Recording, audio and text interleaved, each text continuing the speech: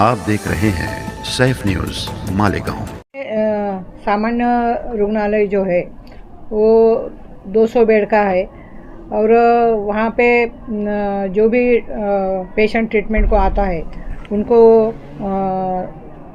अच्छी तरह से ट्रीटमेंट दी जाती है। लेकिन फ़िलहाल 20-25 दिन से वहाँ पे कुछ आईवी फ्लूइड्स और इंजेक्शंस मेडिसिन्स यानी ओरल टैबलेट्स की कमतरता हुई और उसके बारे में मुझे फ़ोन आए थे। तो मैंने अपने डॉक्टर योगेश पाटिल साहब और नासिक के सिविल सर्जन उनको भी मैंने फ़ोन, चारू दत्त शिंदे साहब को भी मैंने फ़ोन किए और बाद में कलेक्टर साहब से भी मेरी बात हुई। तो ये बात निश्चित रूप से उन्होंने भी कबूल की कि ये जो कमतरता है तो इसके बारे में हम जल्द से जल्द कोशिश करके मेडिसिन उपलब्ध करके देंगे।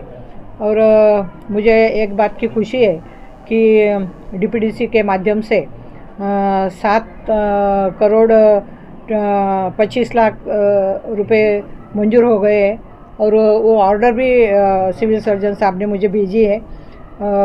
मैंने उनको बोला है कि जो भी कुछ मालेगांव के सामान्य रुग्णालय के बारे में कुछ भी अड़चन या आपको ज़रूरत पड़ेगी तो आप मुझे ज़रूर बताइएगा।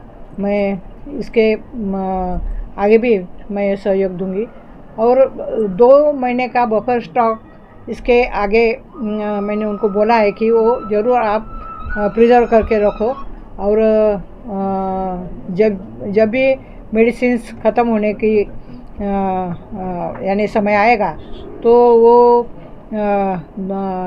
2 महीने का स्टॉक जो है वो हम यूज़ कर सकते हैं और तब तक नए मेडिसिन आ सकते हैं। मैडम, ये हमेशा मालेगांव के साथ ही होता है। नहीं, बात ऐसी है, दवाखाना नहीं, हर चीज़ के बारे में नहीं बात ऐसी, दवाखाना क्या, दवाखाने में ऐसा है। इसमें ये है कि हम तो ये कहेंगे कि समाजवादी ने आंदोलन किया था उसके बाद 7 करोड़ रुपए आए। नहीं, ऐसी बात नहीं है। समाजवादी पार्टी ने आंदोलन किया मैं नहीं बोल सकती, लेकिन जैसे भी मुझे अपने मतदार उन्होंने फ़ोन किए, सामान्य नागरिकों ने फ़ोन किए, तो मैंने अपने यहाँ के जो अधीक्षक मेडिकल अधीक्षक है अपने योगेश पाटिल साहब, उनको मैंने फ़ोन किया। वो परिस्थिति मैंने समझ लिया और बाद में सिविल सर्जन और कलेक्टर साहब को मैंने फ़ोन किया कि ये तुरंत जो मेडिसिन है ये उपलब्ध किया जाए और उसके लिए तरतूद किया जाए। तो कलेक्टर साहब ने तुरंत 7 कोटी और 25 लाख मंजूर किए हैं। मैडम, आज जो है मुंबई में इतना बड़ा आंदोलन हुआ जिसमें सारी पार्टी के नेता वहाँ पे उपस्थित थे, तो आप क्यों नहीं गए? क्या नहीं, ऐसे है, हमारे जो वरिष्ठ नेता है वो उस रैली में उपस्थित है। हाँ, कांग्रेस और उसके तरफ ध्यान नहीं दे रही है। नहीं, ऐसा नहीं है। हमारे वरिष्ठ नेता वहाँ पे उपस्थित है और मैंने सिविल हॉस्पिटल में अपने सामान्य रुग्णालय में ये मीटिंग तय की थी, इसलिए मैं मीटिंग को आ गई। मैडम, समाजवादी पार्टी के मुस्तकीम डिग्नेटी ने गांधी जी पुतले के पास भीख मांगो आंदोलन आपके नाम से भी किया था और एमएलए के नाम से भी। उनका ये कहना था कि डॉक्टर ने आपको लेटर दिए, यहाँ से लेटर मिला कि यहाँ पे दवाई गोली नहीं है, आप लोगों ने कुछ नहीं किया, इसके बाद वो वहाँ पे चंदा मांगने के लिए बैठे दवा गोली के। नहीं, बात ऐसी है कि जैसे ही यहाँ पे दवाइयों की टुकड़ा हो गया, बराबर है, उसके बाद में मैंने सिविल सर्जन और कलेक्टर साहब को मैंने फ़ोन किया। 15 दिन उसको तो टाइम लगता है ना, दवा आने को टाइम लगता है। और उन्होंने क्या किया मुझे तो कुछ मालूम नहीं। उन्होंने किसी ने मुझे फ़ोन भी किया नहीं है। हाँ, अपने दवा गोली कब से यहाँ पे मरीजों को मिलेगी? अभी सोमवार के बाद वो अभी जो भी ऑर्डर हुए तो सोमवार के बाद मेडिसिन आना चालू हो जाएगा। मैडम, आपने इसमें पत्र व्यवहार किया या जिला नियोजन समिति ने खुद दिया है ये पॉइंट? नहीं, पत्र व्यवहार ने मैंने फ़ोन किया, अपने उप संचालक उनको भी मैंने फ़ोन किया, उनसे मिली, मैं उनको बताया कि ऐसा ऐसा परिस्थिति है और हमारे मालेगांव के जो ये हॉस्पिटल है सामान्य रुग्णालय, ये 200 बेड का है, 240 260 पेशेंट एडमिट होते हैं। तो यहाँ पे आप ज़्यादा से ज़्यादा मेडिसिन जो है वो उपलब्ध करो, ऐसा मैंने उनको बोला। इसके आगे भी ऐसा ये नहीं होना चाहिए, ये खबरदारी लेने को भी मैंने बोला। 15 दिन से मैं कुछ चंदा मांगने से नहीं हो जाता। मैं तो एटीएस भाग महीनों से तो मालूम पड़ा ना एक मिनट। हाजी साहब, जी महीने भर से कई महीने से ज्यादा हो गया दवा गोली की यहाँ पे तकलीफ चल रही है। तो अभी तक के ये आप लोग क्या कर रहे क्या नहीं, इसको तो आवाम को हम लोग पता नहीं है ना। खामोश ये चीज खिदमत तो लोगों को मालूम पड़ना चाहिए ना, ताई जो क्या है हो रहा है क्या पॉलिटिकल नहीं नहीं हो रहा है, ताई पॉलिटिकल नहीं है। मैं आप लोगों से गुजारिश करना चाहता हूँ। नहीं ऐसा है। 15 दिन से सीए साहब से मिले हम लोग जाकर के, और ये पार्ट पावर जब से चालू है, लेकिन हमने उसको अखबारी बयान नहीं दिया। काम होने के बाद ही कोई भी बयान देना चाहिए, ये हमारा कर्तव्य रहता है। नहीं, हमारा फर्ज है ना।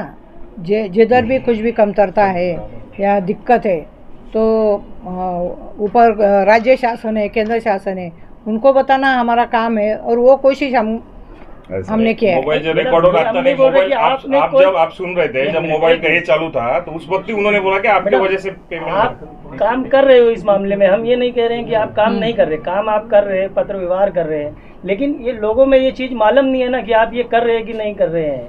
नहीं, काम करना ये मेरा कर्तव्य है।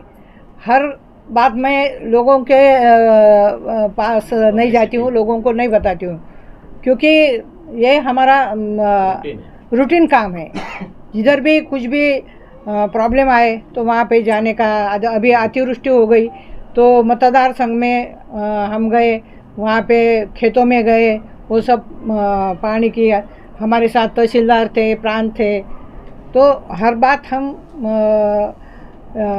पेपर में या मीडिया में जाके बताने के से पहले काम करना एक अपना फर्ज। जिस दिन आपका एक मिनट जिस दिन आपका ऑफिस यहाँ पर हो जाएगा ना मैडम, तो खुद ब खुद लोगों को मालूम भी पड़ जाएगा ना कि आप क्या नहीं ऐसा है कि ऑफिस का जो है ना वो चल रहा है, तो ऑफिस ऐसा सेंट्रल हमें जगह पाई चाहिए, यानी मध्य मालेगांव और बाह्य मालेगांव, उसके सेंटर में हम जगह देख रहे हैं, लेकिन जैसे जगह चाहिए वो मिल नहीं रही है। जगह मिलते ही हम ऑफिस डाल देंगे। अभी धुलिया में ऑफिस है, सटाना में है, मालेगांव में करेंगे। नेशनल लॉज के नीचे बड़ा जी खाली मैडम मिक्स है। किरीट सोमैया पिछले दिनों आए थे, उन्होंने कहा कि इतने लोग जो है वो फरार है, उनको ढूंढ के उनके ऊपर केस दाखिल करना चाहिए या उनको फरार घोषित करना चाहिए।